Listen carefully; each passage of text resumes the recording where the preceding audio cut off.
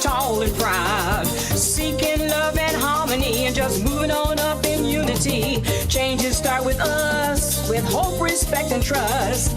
Got to be treated equally so we can react naturally. So now we see the light, no need to fuss and fight. If somebody let you down, there's no need to wear a frown. Healing's in our view, cause happiness starts with you. It takes all of us to begin, so we can breathe again. Why don't you lift me up, so I can lift you up, so we can make it better. We got to share this space with our human race. We gotta get up together.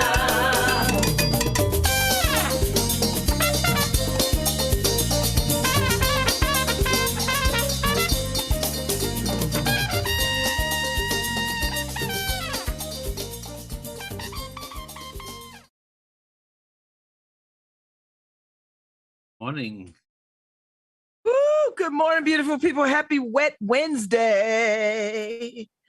I'm Babz Rawls-Ivy. That's Harry Jones. This is LoveBabz, LoveTalk. It's the middle of the week, Harry. Another middle of the week. How's it going? Hey, hump day. How you doing? How you doing? Well, I'm suffering. Oh, Lord, you suffer every day, Harry. Is there any day that you are not suffering? Well, my allergies are kicking my ass. You need a blues song. You need a blues song. What are you doing? Why are you shaving your head on live Facebook? I was trying to put off the shaving because my skin is on the verge of breaking out. So is my head. Because of the allergies, but I can't take it. I gotta shave. Can I just tell y'all, Harry got more issues than anybody I know. Anybody. But you know what? He's our guy. So I went out last night, Harry. I went over to Cafe 9 to hear Dylan Rowland and his band. Young man. He's like a music student somewhere. And I think like Sacred Heart or somewhere, Hartford or somewhere. Anyway, quite talented. He's a pianist, jazz pianist. He was incredible. I mean, he really was incredible. So I went last night to Cafe 9 to catch that set because I saw Nick DiMaria posted it. Every Tuesday they have an opening, they have a set. And then they have a jam session and musicians come and sign up. So I stayed for the first so I was there from like, I don't know, like 7 to 8, 7 to 9. I stayed to about 9. It was amazing. It was good music. It was good to hear live music. Really good. So I was very happy about that. And drank a couple of beers, sat at the bar, chilled, met people, talked to people, saw people I know who I hadn't seen in a minute. That was really nice. I had a good time. Really, really good time. I can't complain. You know.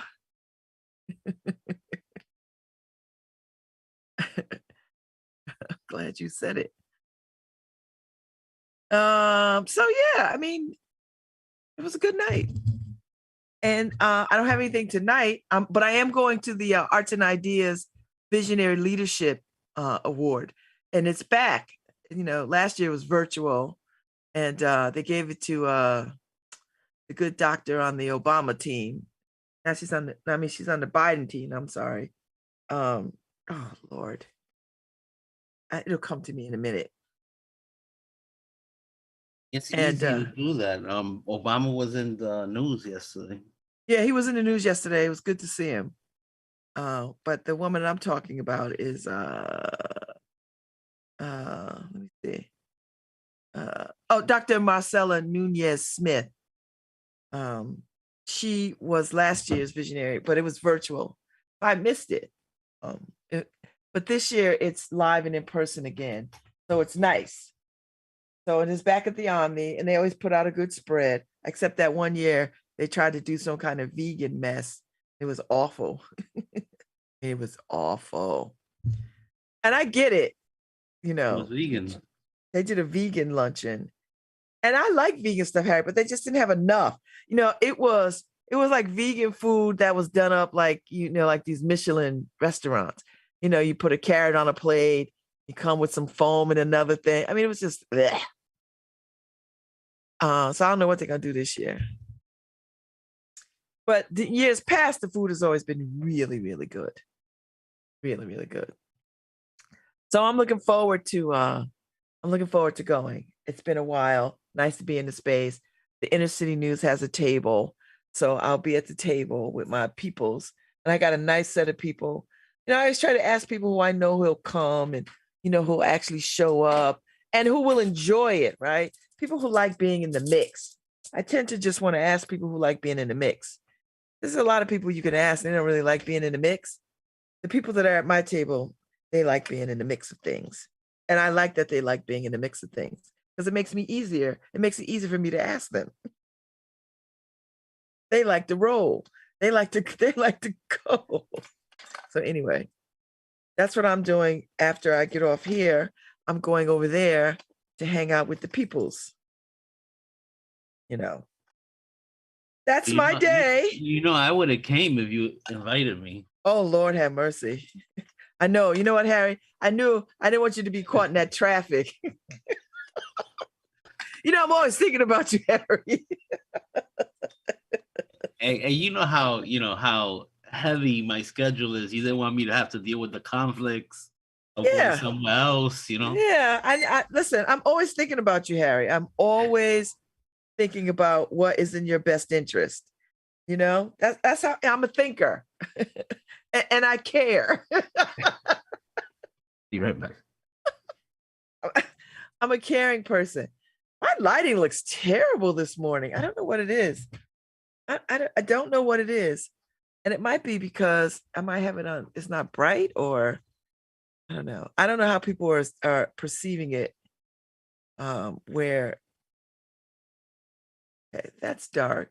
That's interesting. Okay, we back to I don't know. I think because it's dreary outside.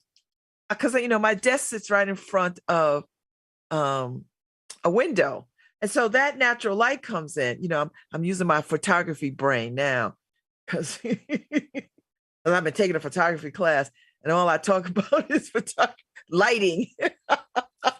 So all I spend my time talking about is lighting. So anyway, I think it's because it's gloomy outside and my lighting is a little challenging, you know. And I had to figure out what I was going to wear today because it's raining. I was like, well, no, I like to wear stuff that's, you know, I first of all, I love to dress up, Harry. That's my favorite thing to do is to dress up and then go somewhere. I like that. So I had to be mindful of the rain because it's raining. I was like, do I grab a raincoat today? I do have a raincoat. Maybe I'll slip that on. Just be cute, cute, cute. You know, it's not cold out. It's just rainy out. But anyway, so I was saying, Harry, the lighting looks terrible on me today. I don't know how it looks from where you are, but I feel like when I'm looking at my screen, it just looks harsh. Looks fine. I mean, I'm in a dark room right now. All the lights are off in the kitchen, but I'm controlling the lighting through the Zoom where it lets you, if you go to the setting, it allows you to make you more bright, but of course it kind of messes with your skin tone. But yeah, and I don't need that. You know, as a Black woman, Harry, I don't need that. We got enough issues rather than me messing around with my complexion. So I don't believe Harry. Oh no. You know, Paul, listen, Harry and I do this thing when we talk about going to stuff. Listen, Harry and I have an understanding. He is never going to anything that I invite him to.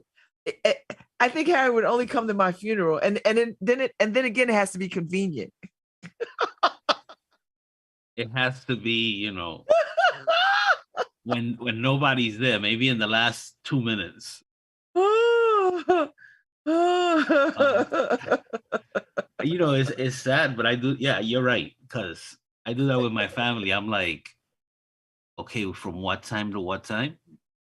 Okay, I'll be there in this 20-minute gap because I'm not staying there for 3 to 4 hours. Told y'all. Who wants to sit around and talk to people? I tried to tell y'all.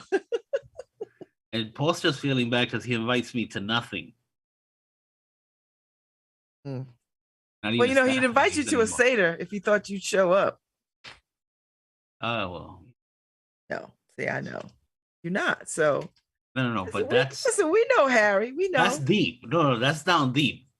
My soul craves that. Craves what? A Seder? Yeah, because, that 3% is strong. That pull. It is. But, you know what else is strong? The other 97% of no.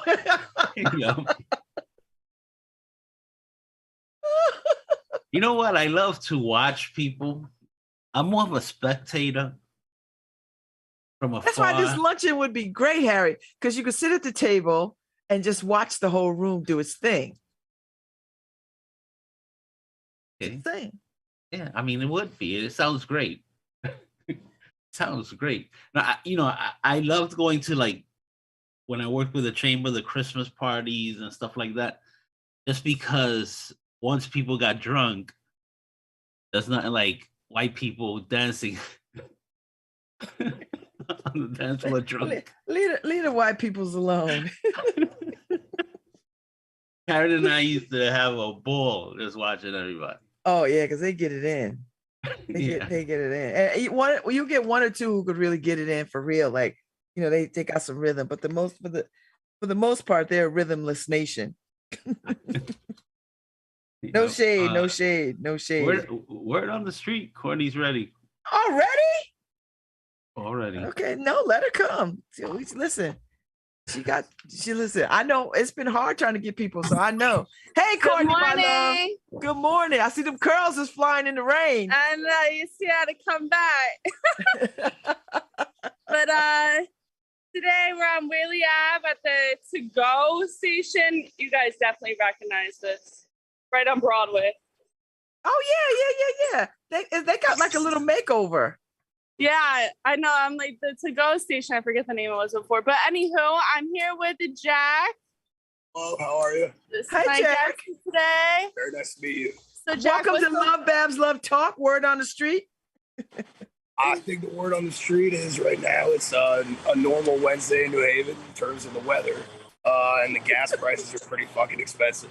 Yeah, so you just filled up your car, right? Up right now, Wait, yeah. can we come over and look how much you just spent? Yeah, Because it's not even my car. Oh, you're still filling up. Ooh.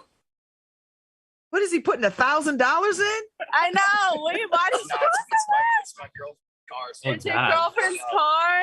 Okay. That's 80. nice. I sold $80.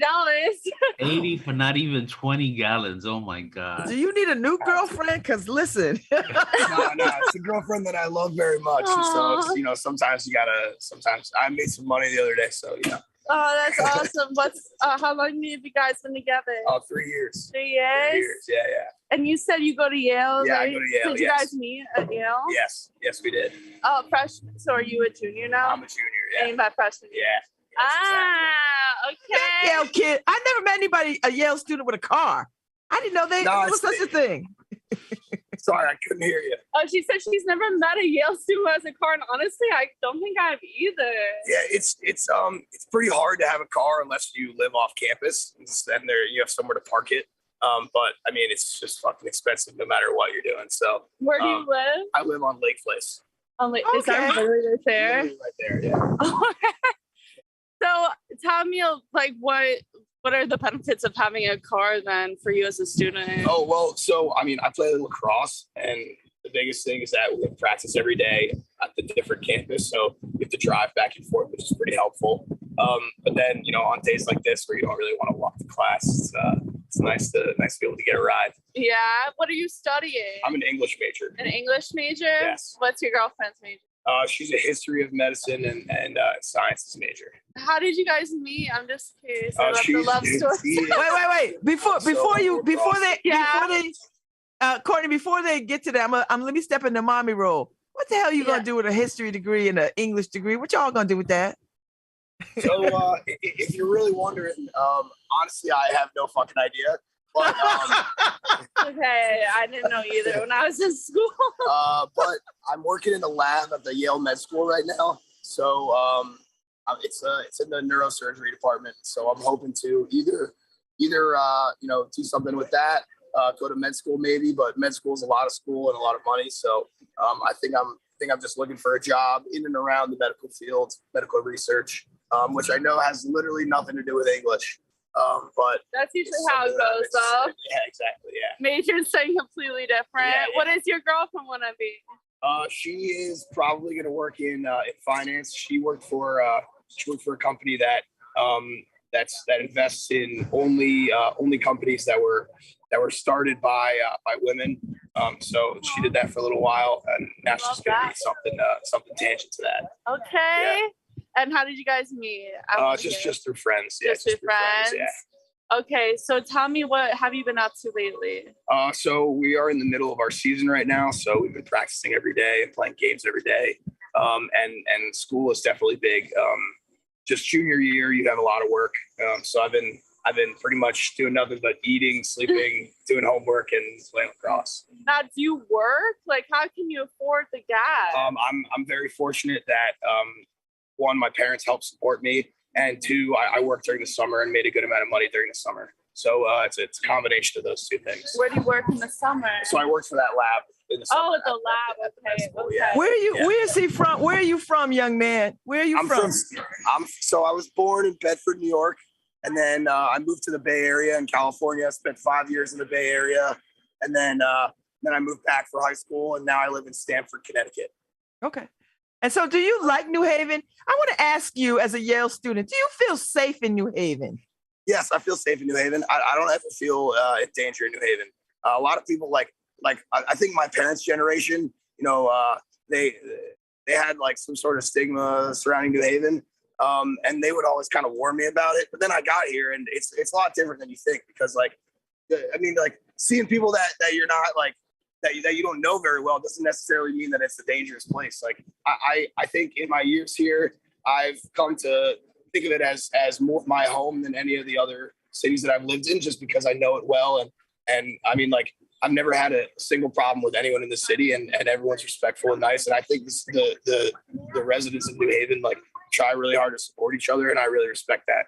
And so, I mean, I love New Haven because it has a little bit of grit, a little bit of flavor. And I don't think I could ask for anything else in the city where I go to school. That being said, I do want to say that I think Yale University needs to do a lot better in supporting the city of New Haven. Yale University has more money than basically any country in the world, and they can't fucking help the city that they live in. And I don't know why they decided that they're just going to hoard all the land and all the money and not help anyone, but I think that they could do a lot better, because you can see the difference in the campus and in the surrounding areas. It's not fair. Oh, I love how real you're being. Okay. Well, no, because it's true, right? Yeah, so when did you kind of discover that? Like, was it right away? Right away? I mean, the second I got here, you can tell. You go from one street and you walk a block, and then see these buildings that Yale's built that look like amazing, giant Gothic buildings, and then you go one block over, and it's people who are living in houses with no windows, and that just doesn't make sense to me. Especially because, I mean, as one of the main producers of jobs in the area, I think they could do a lot better. Do other students talk about this too? Yeah, they do. And the thing is there's a lot of efforts on campus to get in with in City Hall and kind of try to make things better. But at the end of the day, Yale itself is a private institution, and so it can do whatever the fuck it wants. And we pay money to come here, so they don't really have to do what we tell them. And so at the end of the day, it's up to the Yale administration to do something. The city can't make them do anything. Students can't make them do anything. It's up to them. And we say stuff and we protest and whatever, but it's up to them at the end of the day. Yeah, and I know when I went to Southern, like the president was very involved. Like you could kind of just go up to him if you had a problem. Is it like that at Yale? No, Like, do you not ever the same. see the president? Not the same. He's you know, it's like they live in their Hiding away in his office. Tower. Yeah. I mean, like, I'm sure you can get a meeting every once in a while, but it's not, no promises that he's going to listen to you. Yeah. He probably hides on purpose for that very reason. Babz, do you want to add anything? Yeah. So you're a junior. Yes, ma'am. And you're playing lacrosse. How do you manage playing sports? Because I know Yale doesn't do scholarships for athletes, right? They don't have that. They don't do that, because I know some of the basketball players and all the other things. So how do you balance between your schoolwork and your athletic schedule? So I mean, it's hard. I definitely I've gotten used to very little sleep. So I start my homework every night, probably around 8:30 or 9, and I'll do my homework until 1 or 2 a.m. and then wake up in the morning pretty early and try to eat and go to class. I think that it just has made me better at managing my time, because like I think there are a lot of students who kind of sit around and really don't do much, and then like do some homework here and then sit around a little bit more. And I don't really do any of that. So like I just don't have a chance to kind of rest ever, which is okay, because I'm not really here to like fuck around. I'm here to do my school and play sports. So it's definitely really, really hard. But I think that I would go a little crazy if I didn't have anything to do. All right, let me ask you one last question, and then Courtney, I'll get out your way. Have you been a part of the pizza wars? Because New Haven has its pizza faves. Do you have a pizza fave? Now, careful what you say, because this is a dangerous town with their pizza. So my friends and I have a running joke that Papa John's is the best pizza in New Haven. Are you kidding me? and that's just because, in my opinion, when you want pizza, it's usually at around 3 a.m. Okay. And you want something that's got a lot of crust and a lot of gross cheese, and the thin modern whatever, like it doesn't really scratch the itch late at night. So I think I'm gonna stick with that. Yeah, that's hilarious. I love that. All right, so Papa John wins the 3 a.m. pizza wars. I love that. Wait, so what is your favorite part of New Haven after being here for 3 years? My favorite part of New Haven. That's a good question. I mean, I really like I know this might be like a weird answer. No. I definitely like I just walk around a lot. And I like to just walk around just because I think there's a lot of sights to see, a lot of interesting characters.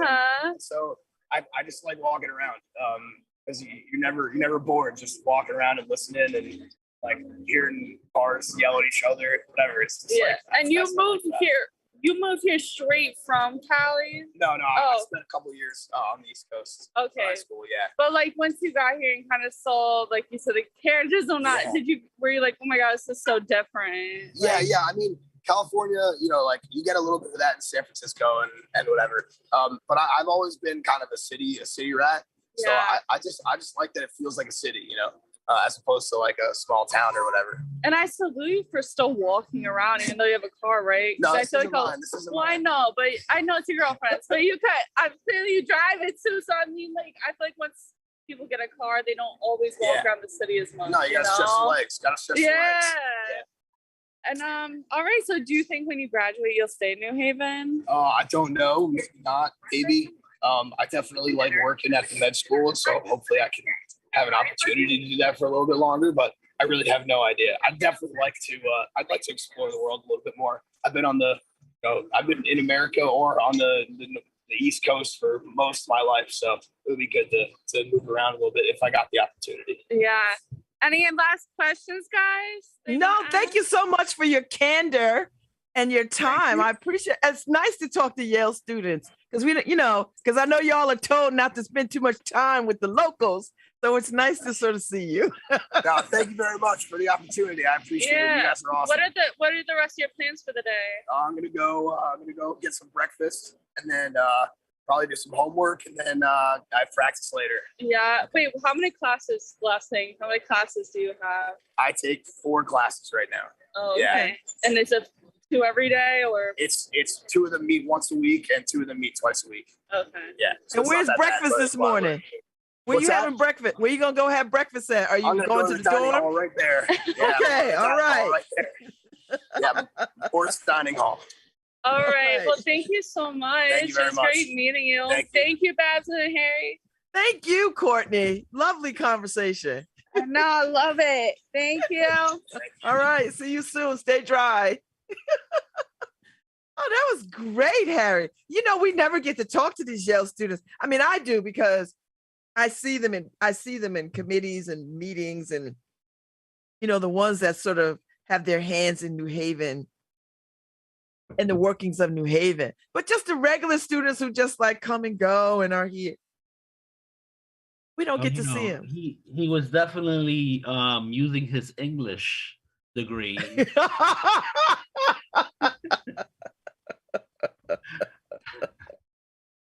Is that what we paying for? I know his parents is like, we paying for that.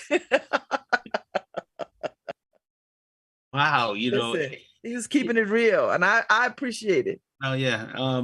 You know, it's funny because I know so many people who have degrees in a specific, you know, field and never uses it. Harry, I have a degree in marketing and advertising, which I use, I guess. I guess over the years the training has served me well. I mean, stuff does. I mean, I have a degree in accounting. So you can add and subtract. I can add and subtract, you know, and I know what widgets are.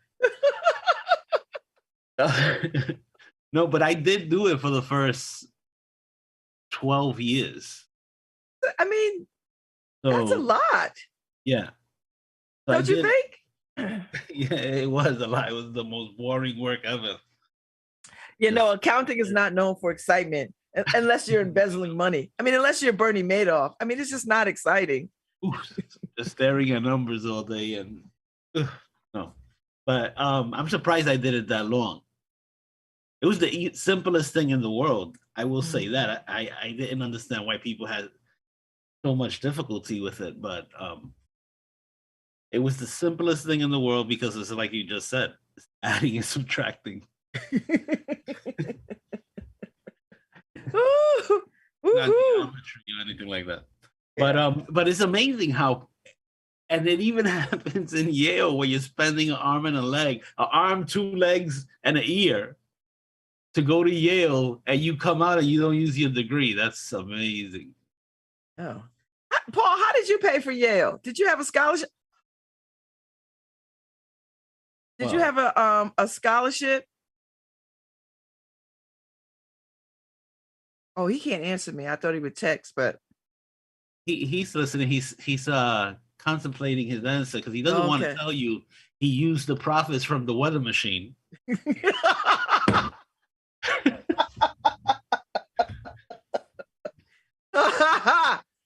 Oh my God, that is hilarious. That weather machine is profitable. He's on the phone talking to Courtney. All right, that saves you. That saves you. Yeah, because I know people who pay, like my girlfriend Karen McIntosh King. You know, she paid for her education at Yale. And she had to drop out for a bit, but she went back and she paid. Like she worked and she paid. And I'm just always amazed at how people sort of, you know, figure out ways to pay for education. Not just at Yale, Harry, but anywhere. Because I think, you know, my daughter went to Bennett. And she's 2 years there.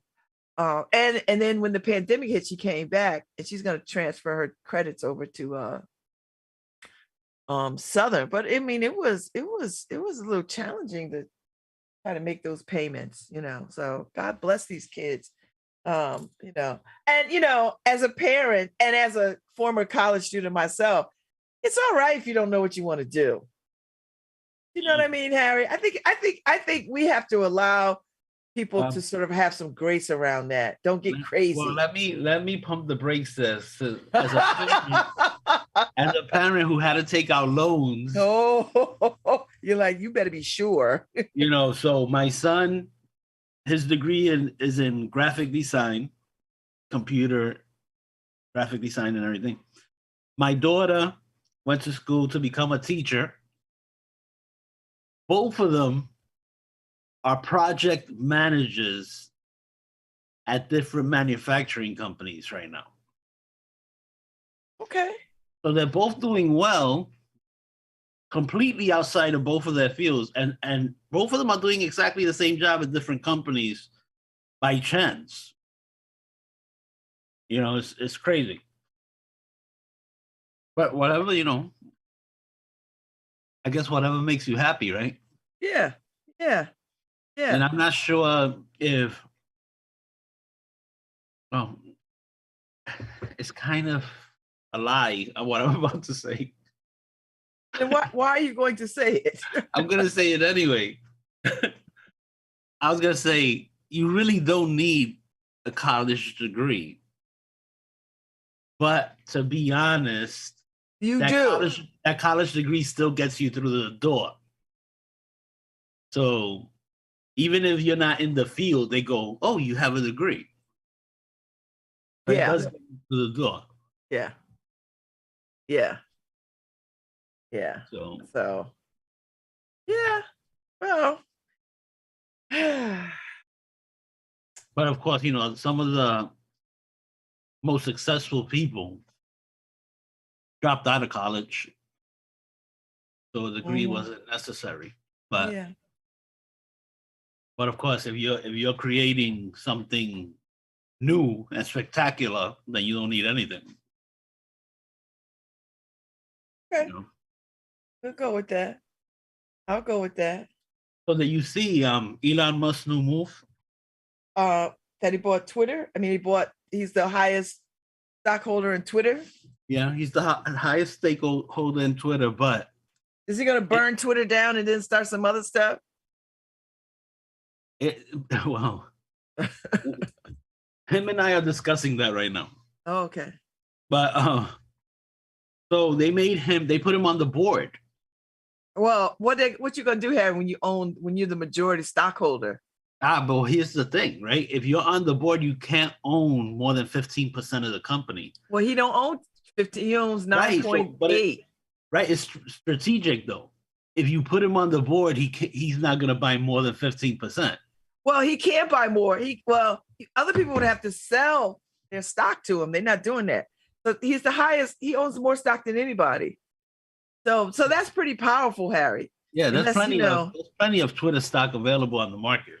The thing is that he's capped at 15 by being on the board. So I mean, of course, he could always quit the board and just buy whatever he wants. But he already. It's funny because before he bought the stock, he started asking the question of whether edit button would be good for Twitter. And I remember a few years ago, the CEO of Twitter saying, we're never going to have an edit button. And now they're putting an edit button. See what buying 10% of a company does for you, Babz? Mm-hmm. Well. And now they're saying it wasn't his idea. The edit button is not Elon Musk's idea. We were always contemplating it. No, the CEO said years ago, never. And now Elon Musk takes the stage and you have your edit button. I think it should have been part of the whole platform, because I hate sending something and then seeing that there's a typo and I can't fix it. And now that has to live out there. Yeah, but that's you doing that. Other people are going to, if they don't get to if they get dragged or whatever, they're gonna go back and change it. Because I think, yeah. Well, that's the thing. You want the opportunity to go change it because people. Well, people still screenshot you, so. Yeah, but people judge you harshly for having a typo. And for I don't think people will judge you harshly on social media. I think people will judge you harshly if you are in written correspondence. Because, social media stuff, all right, it's, I get it. The thing about Twitter is that you're doing most of your work with thumbs, with your thumbs, so, and sometimes you're doing something else while putting, posting your most brilliant thought, or at least you think is your most brilliant thought, and you spell everything wrong because your thumb hit 3 keys. So I'm glad that they're putting that. Well, have they decided, or they're just rumored because he's a big fan of that? He's a big fan of that.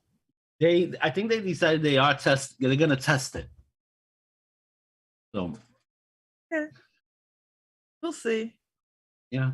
And now that if you see like 2 days ago, there were a lot of tweets and TikToks of current employees losing their minds over Elon Musk taking over and wanting to have completely free speech. What are we going to do?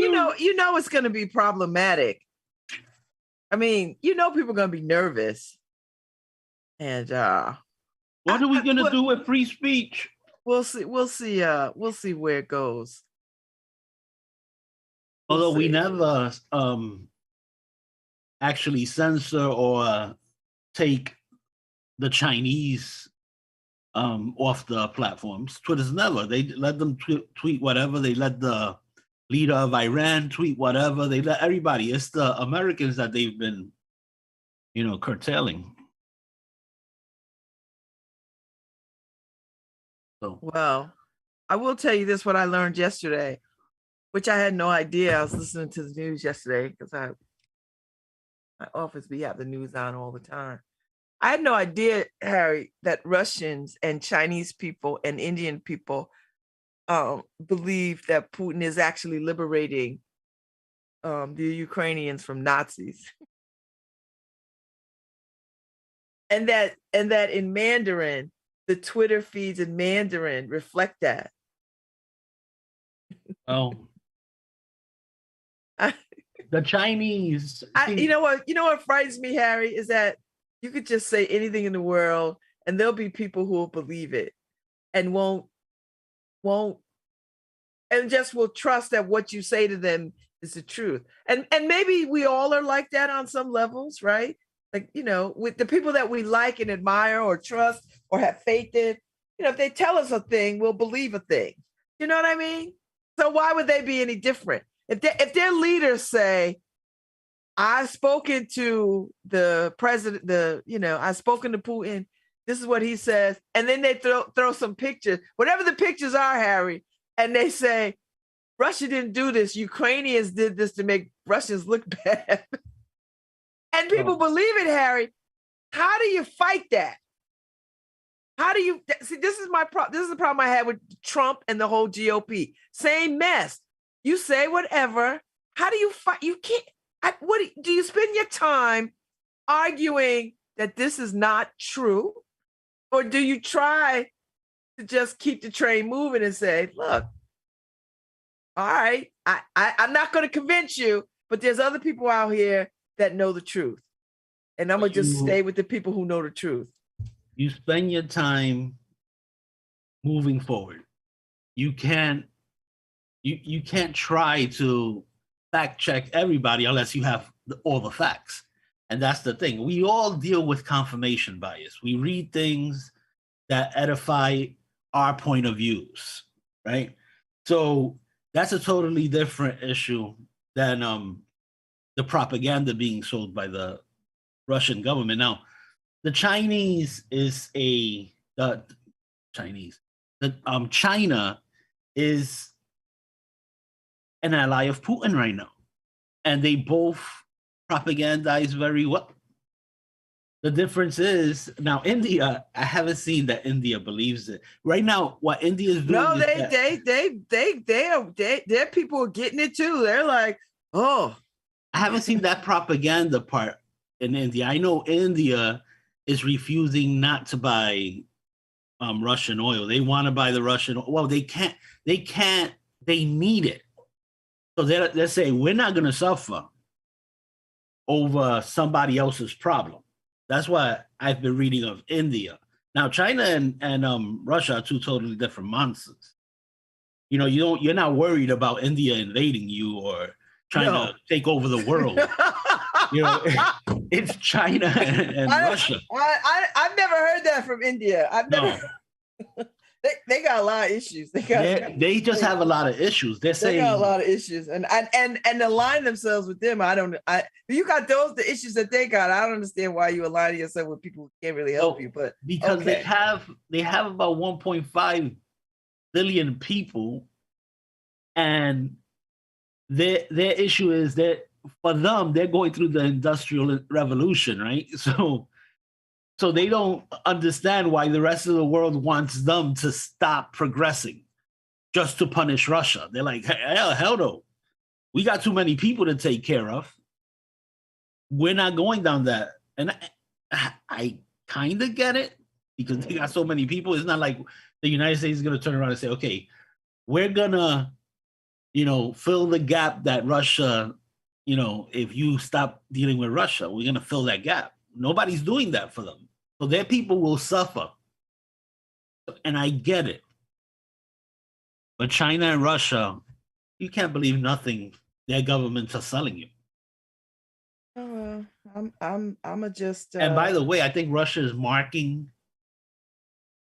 people after they kill them. They put swastikas on them to say that yeah, I heard that Nazis. Too. I don't want to hear. I you know what? All right, let's move on. That's too much for my brain and my spirit. I was just reading an article where the lady said the Russians burst through her door. They told her family, we're here to liberate you. Takes her husband and kids. Yeah. And crazy. Shot them. And I'm thinking to myself, I don't know. I don't know what you do. I don't know how you live through that. I don't know how I just don't know. I really don't know. And it's painful. And I think the world has to ask itself what we need to do to remedy this, because we can't stand by, and we are standing by. And even though it feels like we're not standing by, I just feel, Harry, it just pains me that this is happening.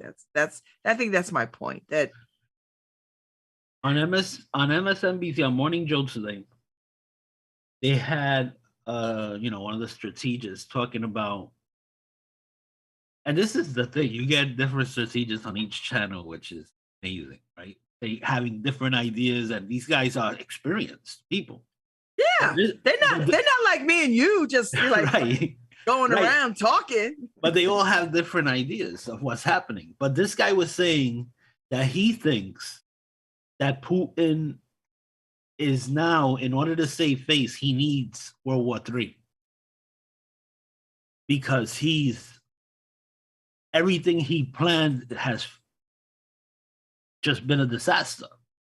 And in order to save face, he has to bring the United States into the conflict. He has to say the world is against him and everything. So he needs World War III in order to survive this.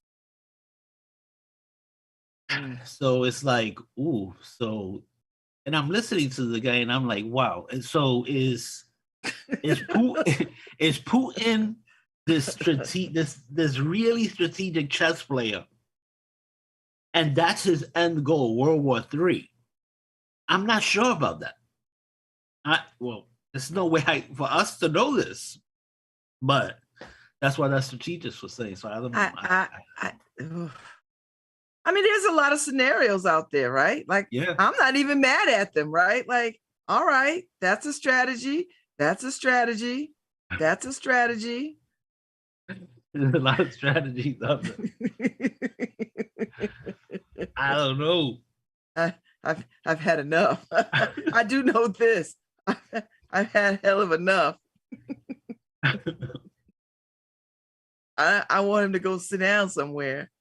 You know what I mean? Like, although his thing is saying, don't let Putin draw you into World War III, just, so that he feels like he got something out of it. yeah. Now, and I get that and everything. So yeah, and that's the way I feel. I don't want World War III, but then at least let's go full tilt into giving Ukraine whatever they want, whatever they need to make this a real proxy war where we are giving them everything. I'm with you, Harry. I'm so with you, but I'm also of the mindset that if he does it this time and sits out for another 5 years and then starts it again, or 2 years, or whatever it is, you know what I mean? Like, well, that's I'm been just his pattern. That's been his pattern. Well, that's what I mean. Like, he's not going to stop. You just go far, far, far till somebody stops you, and then you learn from that, and then you do it again. Like, all right. And the world has let him, right? So the question is, okay, look, let's again, Harry's been saying, let's give Putin an off ramp, right? I'm not pro Putin. We've been trying to give him an off ramp. I know. He keeps driving down the highway. So I'm not pro Putin. I'm pro life. Right? So I want Ukrainians. I don't want it to be. I was hearing another strategist saying there's going to be a 3-year war, 3 to 4 years. I don't know how many people have to die. Yeah. I don't know if they can hang on for 3 years, Harry. I don't. Right. I don't see that. So I'm saying let's get. And if their president gets killed, what happens? Do you know what I mean? Like, what happens? There are plans for somebody to take over.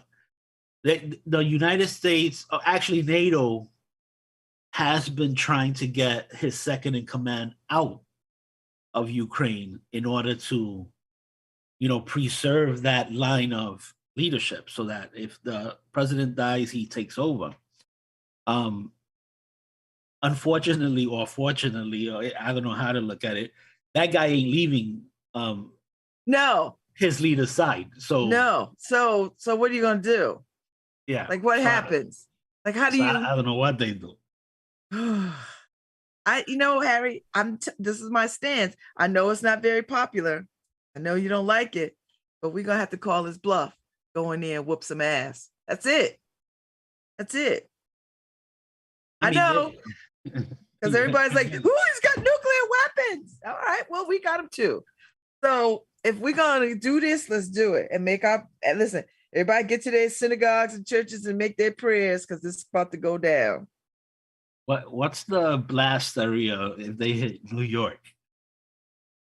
Connecticut. I know. I'm like, are we gonna be affected by that? Because it's New York, California, Washington, D.C. Yeah, Harry, no, listen. Because this is what I know about a bully. If you don't stop them, they're gonna keep it moving. You're gonna just keep coming back. Yeah, well, that's the thing. Let's say there is an off ramp for the guy. All right. He gets out of Ukraine.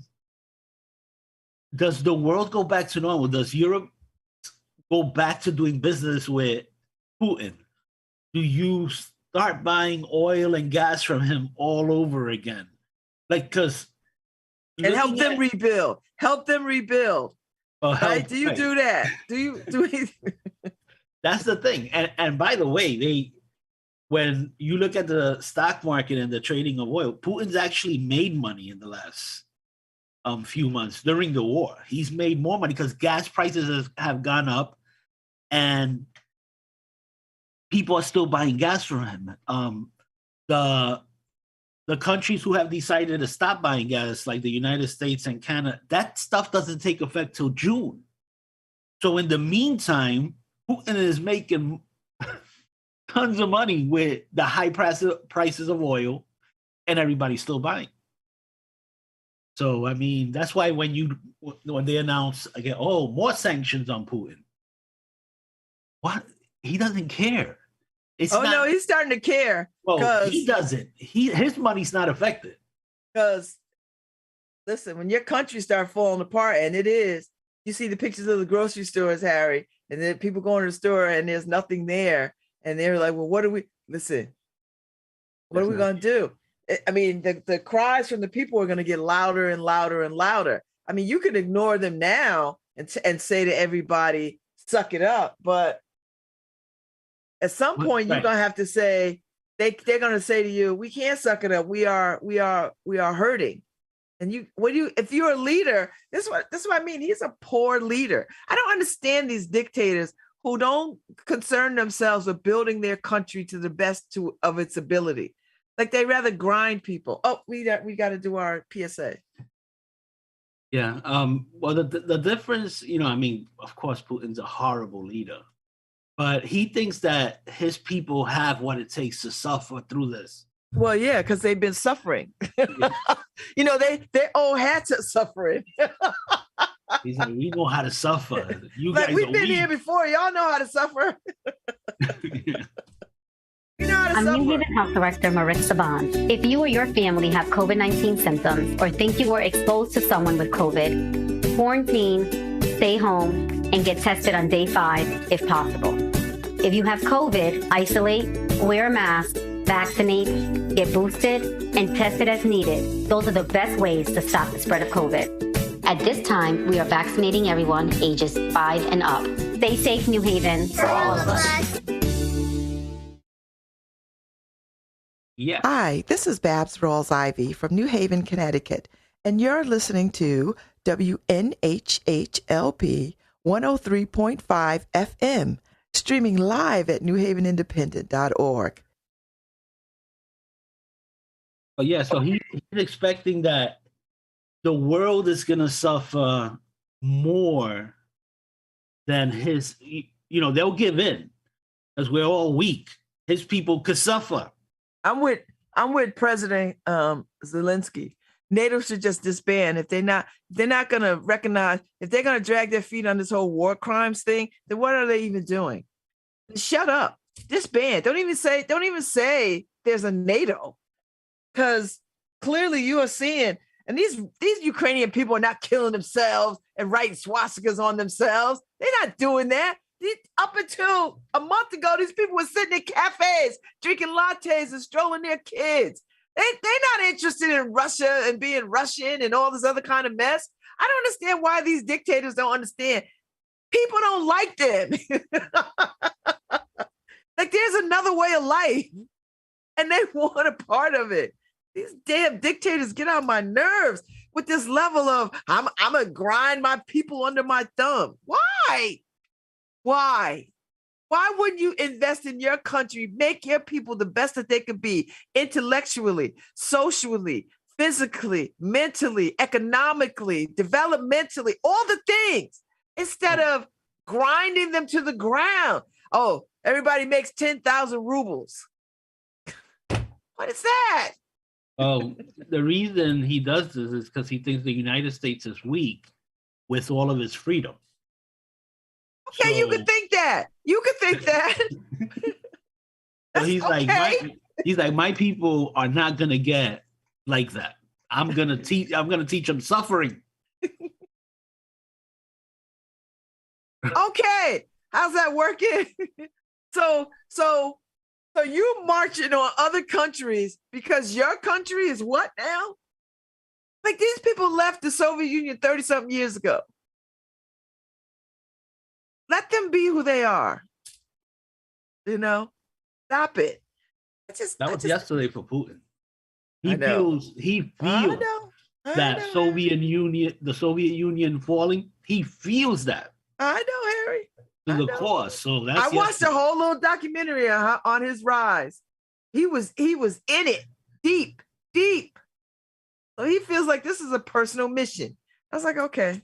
I'm like, dude, you 70-something years old. You really want to go out like this? You really want the history books to not understand what the hell you were like? Okay, yeah, we understand you have this longing to sort of this Russia, this idea, but it's not working.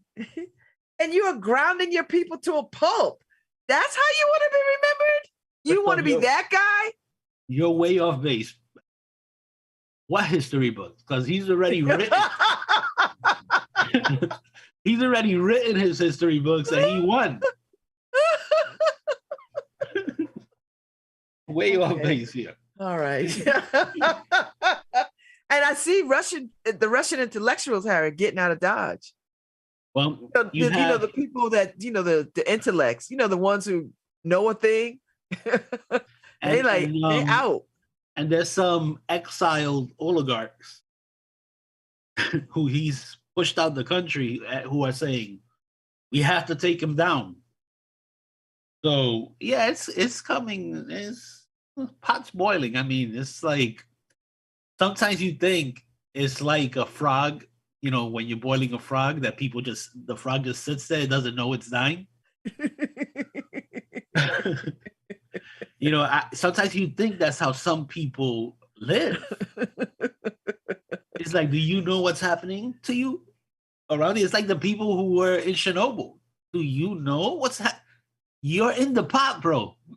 You're in the pot. You're boiling.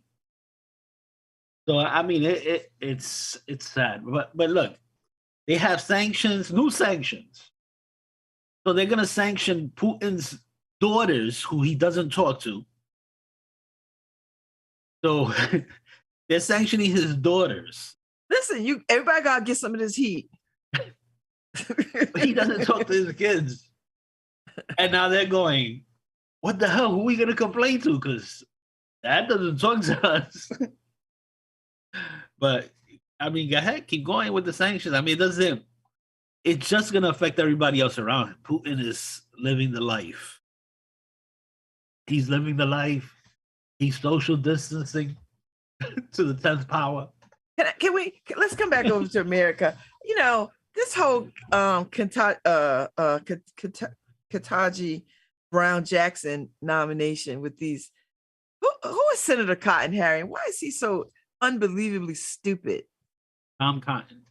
Is it Tom? Tom. Yeah. So, you know, Tom Cotton. I'm not Harry, sure. He out here stomping about. He believes that the Judge Brown Jackson would defend Nazi war criminals. I don't. What? Well, I don't. That's neither here nor there. exactly. Nobody is bringing Nazis in front of the Supreme Court. So that's neither here nor there. Okay. His thing, I get, you know, it becomes really the court of the absurd, right? What they're doing. It gets to the point where you don't, and I don't care. I don't want to hear about it. She has the votes. Let's just get it over with. Let's just get it over with. That's what I say, Harry. And don't wait 2 weeks. Do it tomorrow and be done. Because these folks are coming out of their bag with this. Well, what they're doing is she was a public defendant and she was ordered to defend people from Guantanamo Bay. You don't have a choice when you are a public defendant. You don't pick your choice. It's almost like you put cases in a hat, Harry. Whatever one you pick, that's the one you get. Look, when a judge tells you you have to defend somebody.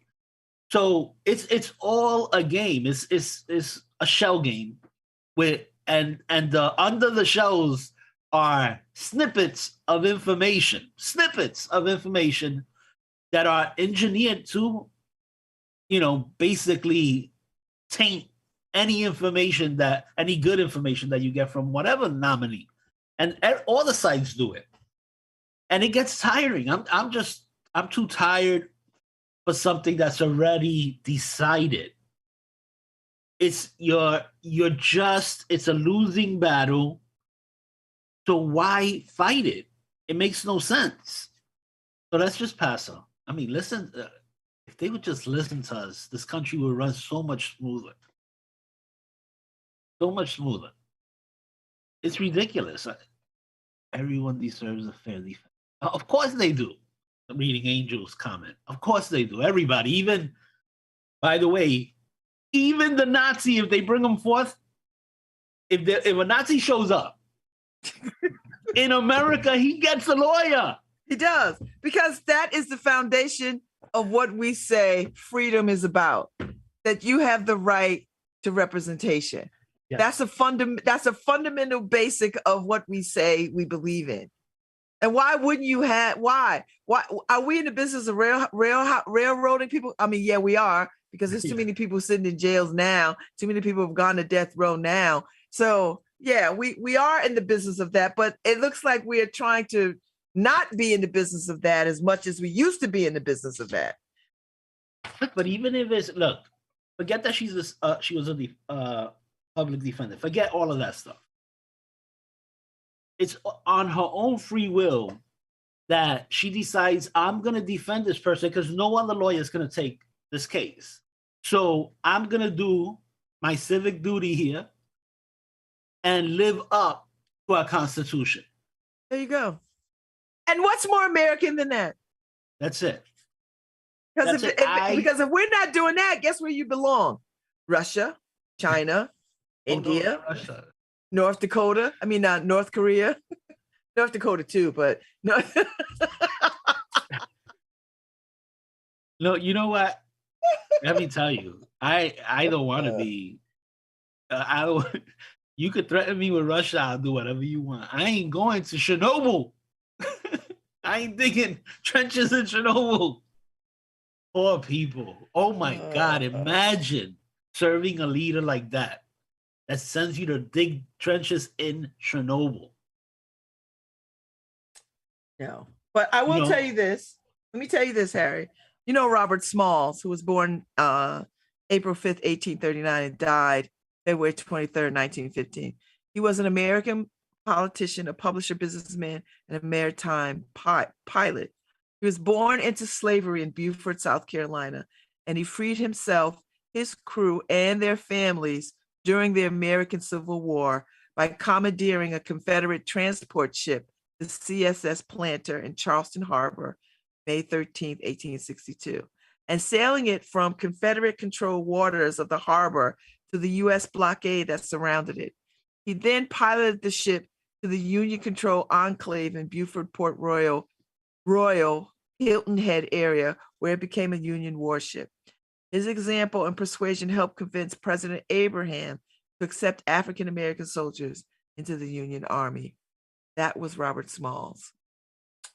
I just wanted to, I didn't talk about it yesterday. I just wanted to remind folks of, give them a little historical perspective that this man was born a slave. By the way, if he was up for the Supreme Court, oh, he probably wouldn't get in.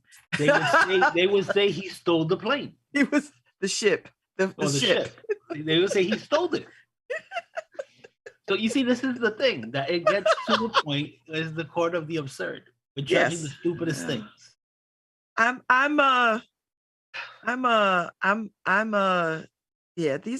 think these are challenging days, and they ought to be challenging days. But I want challenging days to sort of bring people to a place of thinking about things very deeply and looking at their better angels, as opposed to just being mean and assholes. Like, I need people to sort of dig deep and think about what is the right thing to do in these moments for this time. What makes the absolute sense? What is the most expedient thing that we can do for us, for the world? It's not impossible, Harry. We gotten out of, we don't have the will to do it across all levels, but we have the will to do it. People do what's right all the time. But our biggest flaw is that we're human. We're human beings. But it doesn't stop you from doing what is right. I mean, maybe not all the time, but there are moments, Harry, that call you to sort of say, what is the right thing to do in this moment? You know what I mean? And this is that moment. What is the right thing to do? Barring all the other foolishness that we've heard, that we've experienced, that we've seen, what is the right thing to do? And if everybody could sort of move in that direction a little bit, not a whole lot, not just what is the right thing to do? When I find out that Oklahoma is going the way of Texas of banning abortions, outright just banning them, and these women are desperate, trying to figure out where to go and what to do. And these men making these decisions, and some women too, making these decisions about what women can and cannot do. You know, what is the right thing to do? And what do you get out of, you know, looking at Florida? We don't want to teach sexual orientation stuff. Parents have a right to know what their kids are learning. Parents have always had the right. In any school in America, you've always had the right. You know, where are these parents when it's PTA day, or when it's we need parents to monitor classrooms? Where are they? You know, the world is crazy right now, Harry. I'm trying not to lose my faith in humanity. I'm desperately trying not to lose my faith in humanity, Harry. Good luck with that. I know. Good luck with that. I lost faith in humanity a long time ago. Harry's like somewhere back in the 80s. Yeah. And Angel asked us, Oklahoma's still around. Yes, it's right in the middle of Tornado Alley. Yes, yeah. But the tornadoes haven't taken it yet. I mean, it's still there. No, but yeah, so I mean, I can't. And you're right that it is possible, because I do it every. Yes. So yes. I do force myself to do. So look, even when I don't want to do what's right, I force myself to do what's right. So it is possible. It's just not.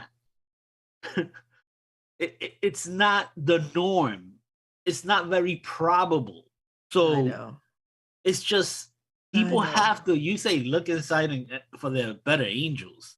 Look, I saw the emphasis on that. Get out of here, angels! Are you kidding me? Are you kidding me? I say let's just look for any signs of you being a better person. I don't expect you to find any, you know, light inside of you. But look, just look across, you know, yourself at the other person and realize that that's you.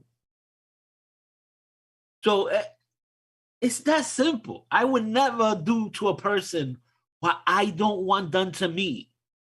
It's that simple. You don't have to be religious. You don't have to you just have to have a glimpse of good in you. And go with that. I mean, Angels calls it common sense, but sense isn't that common. Yeah. We've seen that. we've seen sense not be common. Yeah, nothing like that is common. Get out of here. I mean, the way we treat kids, the weakest amongst us. I mean, if we're not looking out for them, giving them everything they need, because we're not the future. We are not. We are not. We are not the future. We are not. So, yeah, hope, I don't know. That's a foreign word to me. Come on, Harry. Keep hope alive. Keep hope alive. Alive. Keep hope alive. I'm doing my best. Yeah, I mean, or like the great Rodney King said, can we all just get along? Can we all just get along? Nope. Nope. What's so hard with that? Nope, we cannot.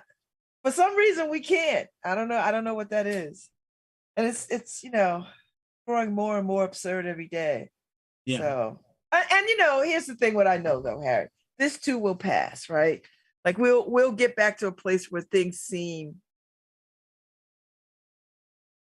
not normal, but manageable. You know, but listen, nobody. Are we still having conversations about the pandemic? Because you know those variants are on the rise again in places. Yeah, there's a new one, XC. They're on the rise. So I don't know how many more people have to die, Harry, before people were like, oh yeah, we really should take this a little bit more serious. I mean, China is on 100% lockdown. Oh my God, what they're doing to those people over there though is. Oh, it would never fly here. You know why? Because Americans just feel so privileged. They're so privileged, Harry. They would just buck the system, and they would stampede and march, and just be January 6th every day, right? Like, Yeah, I was watching a video of a group of Chinese citizens like kneeling, waiting for somebody to come and check their temperature and everything. And I'm like, man, that looks really horrible. It looks really horrible. They're isolating people, real isolation. oh no, real this is honest to isolation. God. This is almost like solitary confinement prison Yeah. kind of stuff. And no, they would love solitary confinement prison over here compared to what they're doing over there. They're giving them 2 potatoes and a bottle of water and stuff like that. You know, some of them aren't eating for days on end. You know, one lady was reporting 14 days she hadn't eaten. So no, they're being tortured over there. And these are people who are asymptomatic. They're just isolating from the rest of the population because they don't And want- there's no end in sight. I'm looking at the CNN post from 5 hours ago. That there's no end in sight. Like it's rough. And I mean, what do you do, Harry, when you can't, you seeking basic medical care and basic supplies, and you can't, and they're taking kids from their parents and I don't want this to sound like an excuse for China's brutality. But they do. Them and India have the highest population. They got over 1 billion people.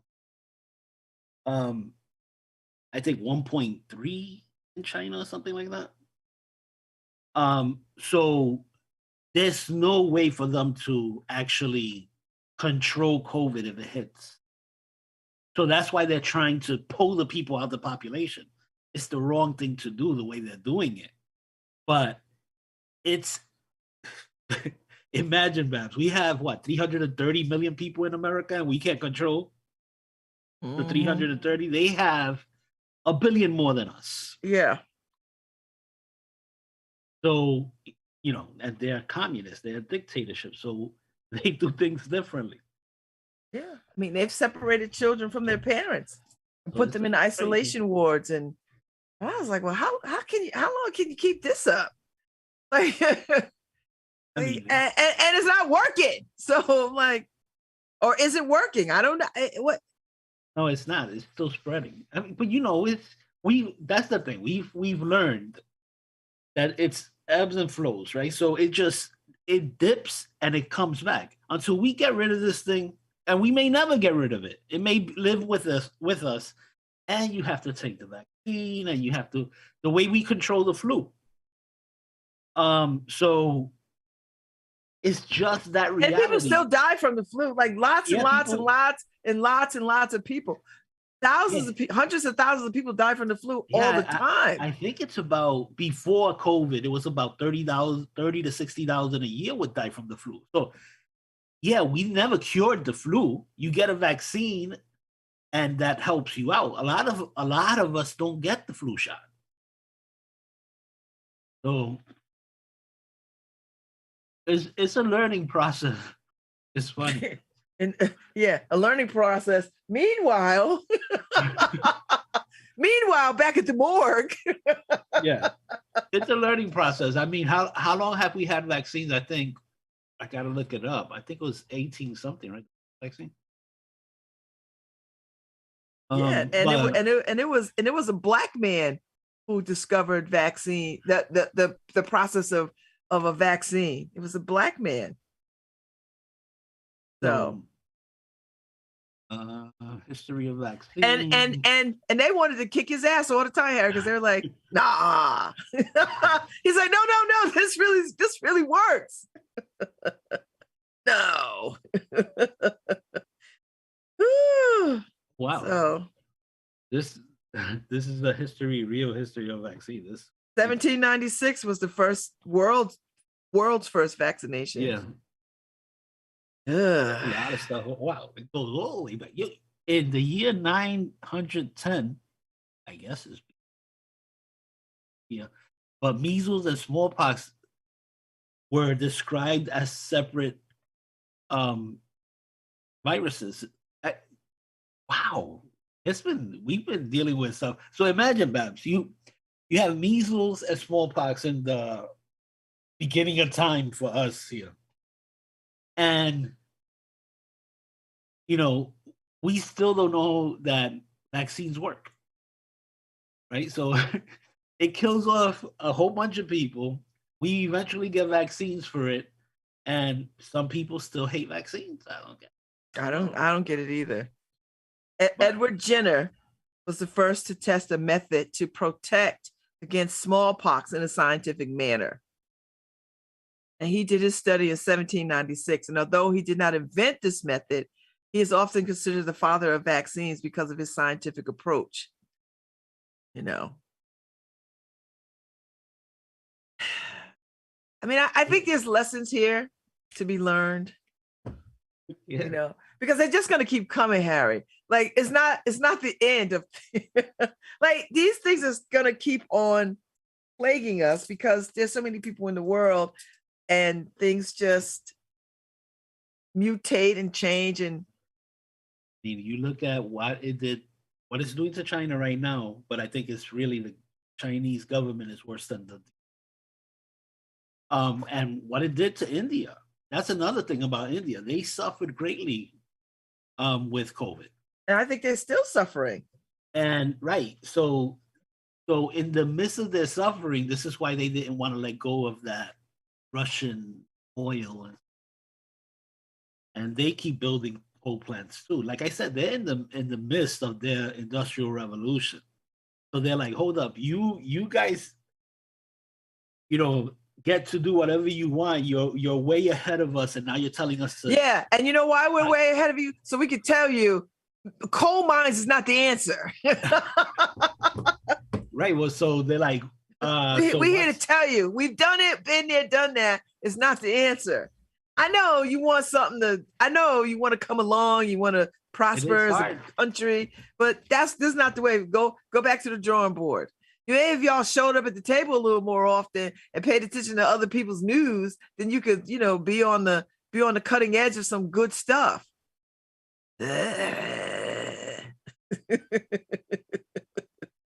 World is crazy. That's all right, because my birthday is coming, Harry. I mean, we've said it before that, it's like different parts of the world live in a different time period. Harry, different parts of the states live in a different time period. Right. Different parts of the United States lives in a different time period. Harry, when I hear women say they don't want to see women holding office, or they don't want to see women doctors, or they don't want to see women preachers, and this is women saying this, my head starts to hurt. I'm thinking to myself, you know me? How do you feel like you can tell me what to do? Do you know me? But mostly though, they're not talking to Black women anyway. They're talking to other white women. They're not talking to Black women. They don't give a damn about Black women. They want Black women to they don't care. Let them do whatever they want. We don't care. So I don't know. Well, I don't know. That's what religion does to you. I'm sorry. I don't want to criticize nobody's religion. Religion doesn't do that though, Harry. Yes, it does. That's man's. It's backward thinking, and that's people. That's people. Women need to be put in their place, or women need to learn from the back, and crazy stuff. It's crazy stuff. It is. Listen, I'm with you. It is crazy stuff. I'm no argument from me, Harry. And I'm not gonna allow you to do it to any woman around me. So craziness. So no, yeah, I think I don't want to move on.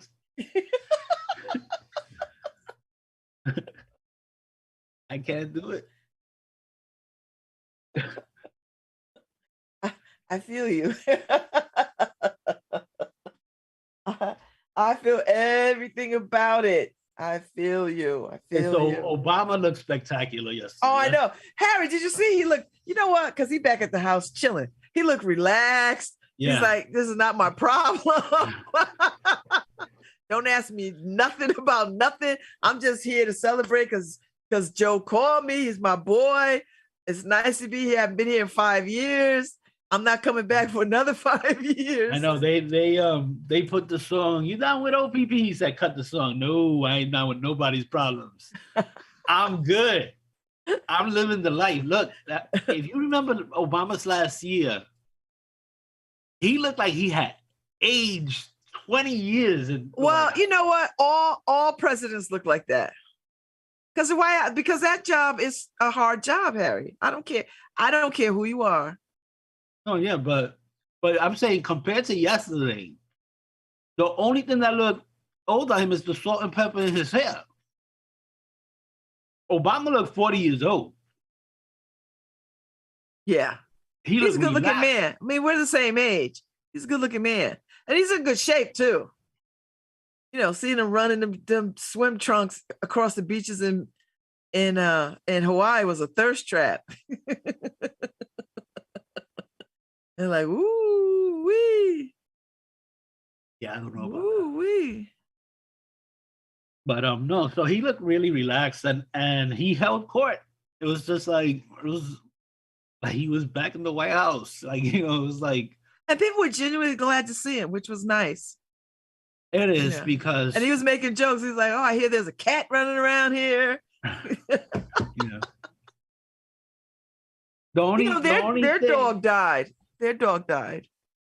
The only thing in comparison, I would have brought Obama in if I was Joe, because he looked too good. He made all the Obama people, everybody who voted for Obama made them crave that Obama administration, that confidence, that everything that he brings. Yeah. So, you know, I wouldn't have done it if I was Joe. I understand why he did it, because it was, you know, they were celebrating Obamacare and all of that stuff. The American Care Act. Well, you know, hey, it's like Obama said, right? If you want to call it Obamacare, I'm fine with that because Obama cares, right? So that was a great line when he said that. I see Michelle's like, I ain't going over to the White House. I don't give a damn. Yeah, that was weird. Why? It's not her act. They don't got to go everywhere together. No, but they are a good power couple when they show up. She's like, listen, you're not the president no more. I'm not the first lady. I'm not going. I'm not going over there and mess with them people. I'm not trying to, and I'm not getting my hair done. I'm not putting on makeup. I'm not doing anything. I'm gonna be at the house in my Bermuda shorts with my hair in braids and chilling on the veranda, drinking a nice cocktail. I'll see you when you get back. Because they have a house in DC. So, you know, they got a house in DC. They're 2 miles away. Yeah. You can walk over. Yeah, it's like they said this. He hadn't been to the White House. Of course, he wasn't going to go during Trump, but he hadn't been in the White House since he left. 5 years. So I'm sure he was like, he felt nostalgic. It's like, I used to live here. Yeah, he was like, this is me. And then with everybody flocked to him. You saw the video. Yeah. It's glad to see him. Yeah, it was just like, so he was like, man, this is my element. And everybody watching said, wow, this is his element. You know, this is, Barack is back. I'm sure plenty of people, and actually somebody texted me, Barack can't run again? And I'm like, no, he cannot. That's our Constitution. You could only serve 2 terms. Yeah. And they were like, what? Oh, man, he looks so good. And we need somebody like him to, I said, well, you know, if you're a Barack fan, you have to figure that Barack is in Joe's ear. I don't know, because he said that he wasn't going to be. He's not that guy. He's not that guy. You know, and it's strange because reports came out that they really don't talk and stuff, and I'm like, could that be? I think, Harry, I don't think you can. It's like I've run organizations. I can't. I've been the executive director of some organizations in town.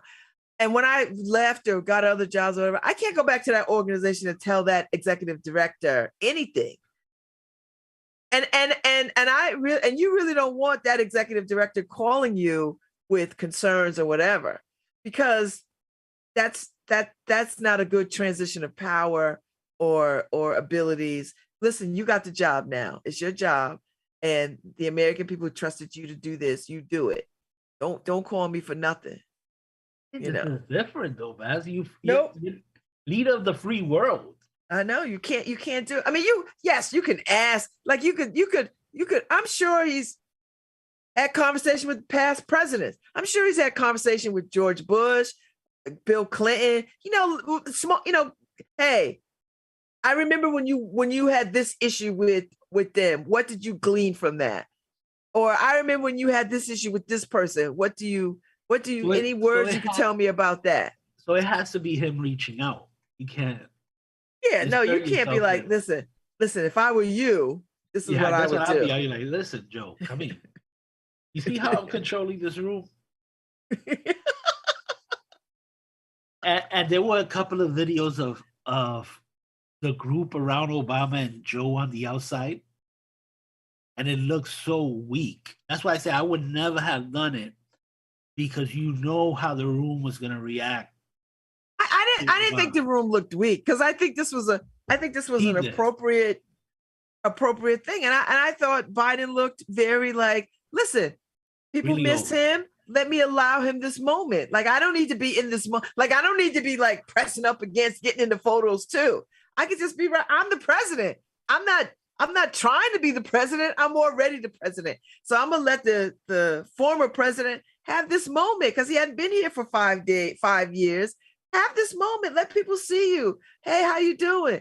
Because at the end of the day, Obama's gonna walk the hell out of there and be like, deuces, and he's got to go. And then Biden's gonna have to go back to the war room and deal with, the world and America. I'm not entirely mad about it. Yeah, well, I think I saw it differently, because I was just looking at a really old guy and looking at Obama. And even me, I didn't vote for Obama, but I craved Obama over Joe. But they said afterwards that I think they had a 2-hour conversation where many subjects came up. I'm sure. In the Oval, so hopefully he gave him. I'm sure you sit there and you have a chat and you're like, this was, because there's stuff that we're not privy to, right? And Obama has some insight around having private conversations with other people around the world. And I know how this conversation went. So, when you was dealing with blah, blah, blah, what did you think? Oh, if I were you, or no, I wouldn't say if I were you. I was like, well, I found it helpful to talk to person X as opposed to person Y. I found it personally helpful. And then that's how the conversation goes, right? You just like, well, when I was in these private conversations, this is how this went. I mean, listen, it's not easy. If it was easy, anybody could do it.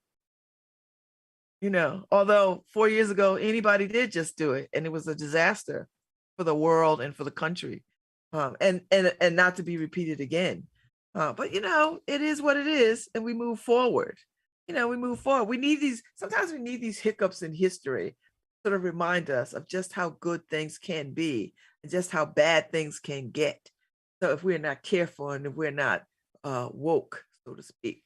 Well, stay tuned for 2024. Well, that's just a couple of years away. But in 2023, I'll be in Marrakesh. Celebrate good times. Come on. And this year, there's plenty of huge elections that are going to happen. Yeah, and my birthday. And Babz Rawls-Ivy's birthday. I'm doing fine. Woo! For 59. Oh my God. Saying that just like catches my breath. No, it's insane. I got to say, being in my 50s is kind of crazy. It's like, I'll be 59, Harry. Like, oh Lord. And then I'm gonna be waving, knocking on 60's door, saying goodbye to my 50s. Ooh, Harry, I'm already qualified for AARP. I've never gotten my card. I'm going to do it this year for my birthday. And I'm getting a tattoo.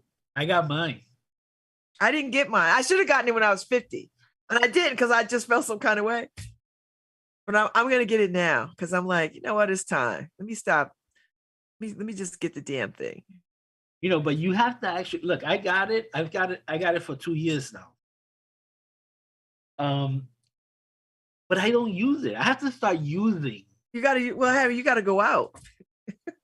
But I'm saying for everything, they have deals. Movies. You can use it for the movies, travel, airline. And it's like, I don't know if I'm pretending I'm not old or something. But I have to actually start using the benefits. Harry, we're all pretending. We're all pretending. Although I'm not pretending. I don't feel like I used to think 58 would be. Do you know what I mean? Like I remember when I was a kid, I used to think people this age were old. Really old. Like the next step is death. Right. It's really old, not just old. Because I used to think, my father was old at 40 too, And I was like, ooh, it's all downhill from here, huh, Pop? But now I'm like, I feel so vibrant and alive. I'm like, I don't even with the new hips, I'm like, okay. And I'm just grateful that I was able to get new hips, right? Like I'm grateful that I had insurance. I'm not suffering. I'm not waiting, anticipating these surgeries. I've had them. I had to go to the dentist yesterday, Harry, because I had a cavity that I had to get filled. And that went so well. I was like, I'm 58 years old. I should be getting a cavity. He's like, Babz, as long as you have teeth and you eat, you might get a cavity. Plus your cavities are old. And you were saying the cavities are old. And yeah, shouldn't you like get the filling replacements? But that's what this was, Harry. The filling started to wear because it was the tooth was filled because there was a cavity. And the filling worn thin, and so it activated the cavity again. Yeah, but I'm saying, shouldn't your teeth be like getting an oil change? Shouldn't they change your fillings? Like, well, they don't change them unless they bother you. Unless, like what happened with me, the cavity. They used to use lead in the fillings. I wonder if a bunch of us are walking around with lead fillings that could be changed to the new stuff. I think all those people are gone now because I think that was the early 1700s or something. But I got they gave me silver, Harry. Silver? That's it.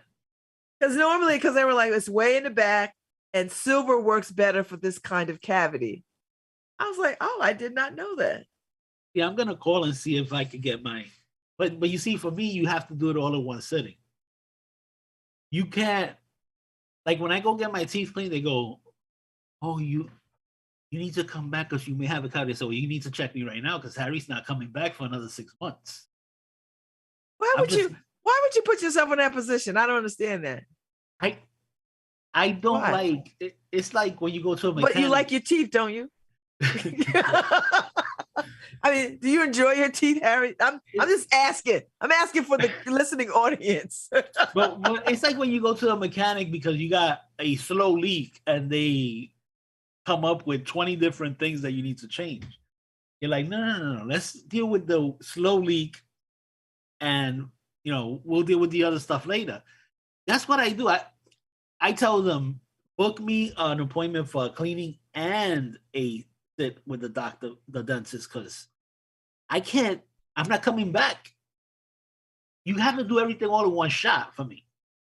But you don't expect that with your car. But look, but you don't expect that with your car. You just said that. But you see, I think dentists are sadists. I don't think. Well, my doctor, Dr. Norman, I don't think he gets up and looks at his calendar and is like, oh, Babz is coming in today. Let me torture her. Oh, there's a torture appointment. That's how I feel. But I got it all done. And it went beautifully. I was like, I was like, that's it? I mean, they numbed it, then they put the needle in, and it was very uneventful.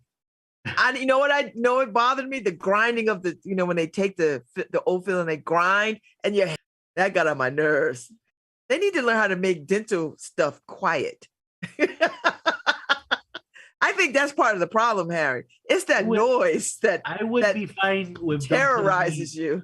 I would be fine with them putting me to sleep to do whatever, and just wake up and go, "Oh wow, everything's taken care of."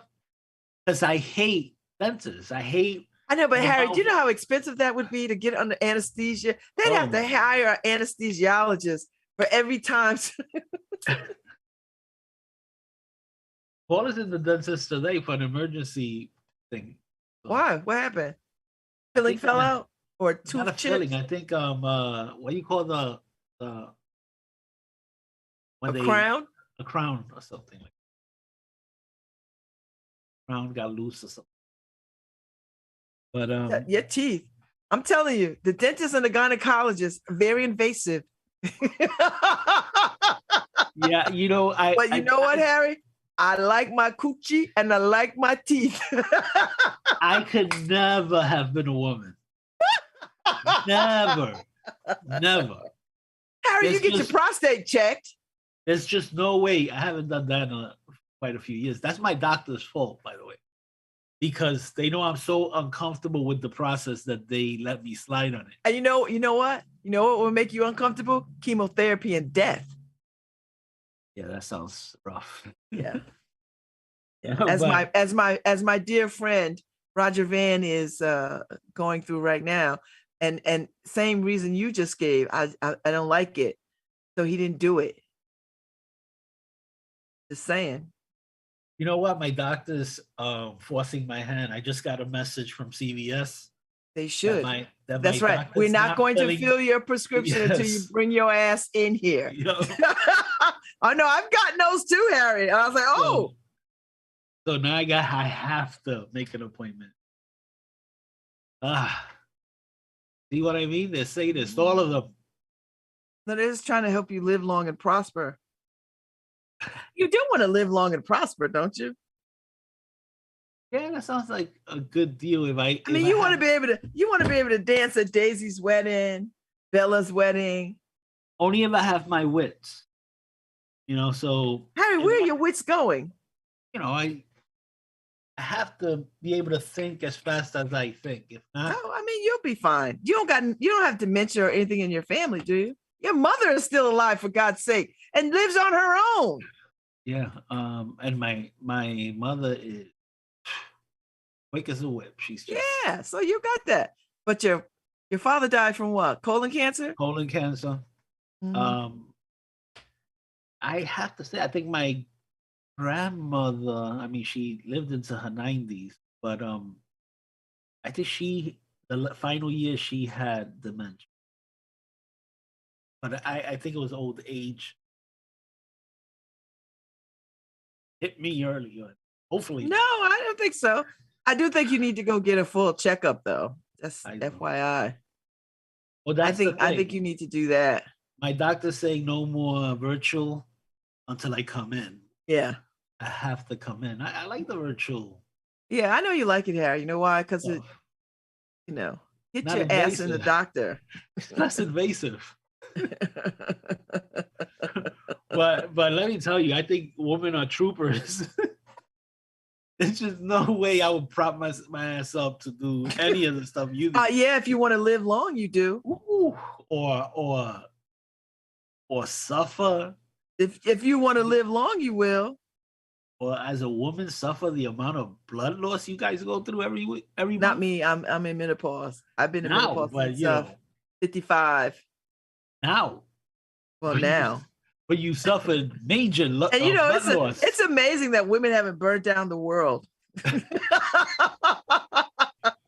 telling you. It would be the worst for me because it would be an emergency room trip every month. I'm dying. What do you mean you're dying? I'm bleeding profusely here, Doc. I don't know how women do it. Well, it does feel like you're dying on a lot of levels. As I recall. I mean, how much blood can you lose before it becomes a problem? Harry, I can't. I don't know how to answer that because I'm still alive, and God knows I really shouldn't be. Woo! I walk by those products in the aisle. I'm like, oh, thank the Lord, this is not my issue anymore. I couldn't wait to get to menopause, Harry. I was counting the days, and I went to menopause late because I think nature was like, well, let's see. She might. No, Mother Nature, let's go. I thought 50 was going to be it for me, and it dragged on a little bit longer than I wanted. And the doctor was like, oh, you got a little more time. I was like, what? There's nothing you can do to speed this up. Nope. You got to wait a year of no period. Harry, I waited a whole year, and the last month before the year, my period came. And I had a period for the next 3 years solid, next 4 years solid. By the time I turned 55, by the time it stopped at 54, by the time I turned 55, I menopause. I had no more period. I was like, damn, that was ridiculous. I was so grateful and so happy. I think I had a party. do you think that's why you haven't ruled the world yet? That that 5 to 7 days a month that you have to deal with your medical issues?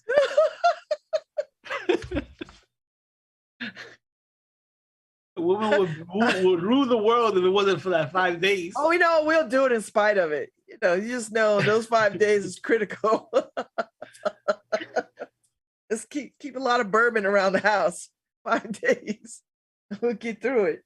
We'll get through it. Oh my God, I don't miss that stuff. Don't. So bless you. All right, it's time for us to go. I'm going over to the Omni Hotel for the Arts and Ideas Visionary Leadership Award. I'm excited to be back in the space with the good people.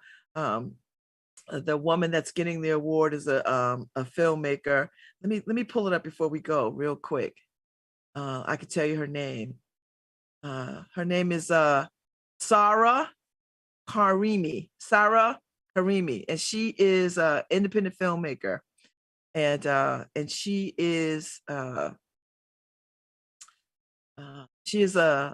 independent film director and screenwriter, and she is the 12th annual Visionary Leadership awardee this year, and it's going to be in person. So I'm excited to be back in the space and to see her get her big plate, her big dish. This is a big old dish that they give you. So, all right, we'll see you tomorrow, Harry. I think we might have a guest tomorrow. I'm trying to see if I can work it out. We might have a guest tomorrow, 10:15 hour. We'll see. Right. Thank you for listening to LoveBabz. Have a good weekend. On WNHHLP 103.5 FM, your home. Radio.